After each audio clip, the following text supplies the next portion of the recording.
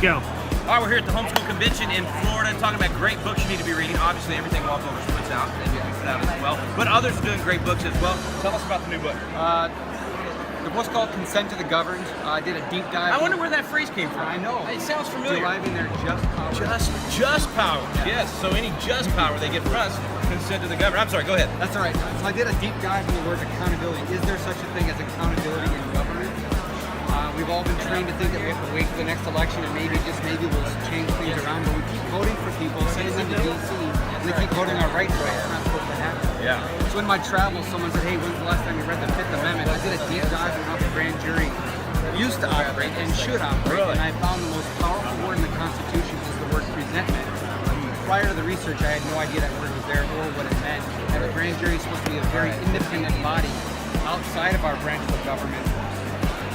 That's Scalia's work in 1992 in the Supreme Court case. So if somebody reads this, Yeah. what would they take on? I mean, what are you wanting their action step to be when they...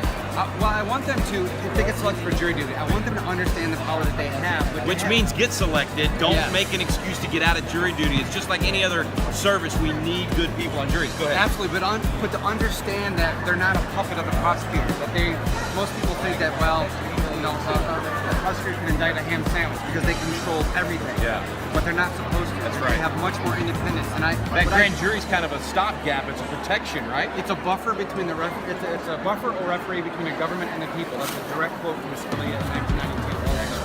They're supposed to be a sword and a shield. A sword to protect people from wrongful accusation. A shield to protect people from wrongful accusation. But a sword using the presentment power to initiate investigations.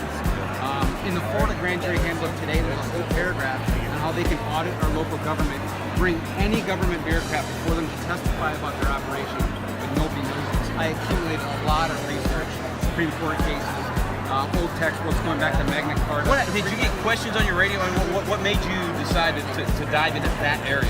I just wanted to understand accountability and how we're supposed to operate, because we're like waiting for the 9 folks in robes to come down from Right. high to tell us what our rights are. Right. It's not supposed to be like that. Yeah. And so when I dug into every word in the beginning of the Fifth Amendment, defined how they're used today, how they were written, how it was defined then when they were written, and the material just blew me away. I sat there in awe of what we accumulated. Yeah, that's good. That's good. Okay, so we're going to do links at the bottom of this video where you can go to get the book and hopefully get you on Wallbuilders Live soon to talk about it. Awesome. All right, man. Good stuff. Good stuff. Rick Green. Well done.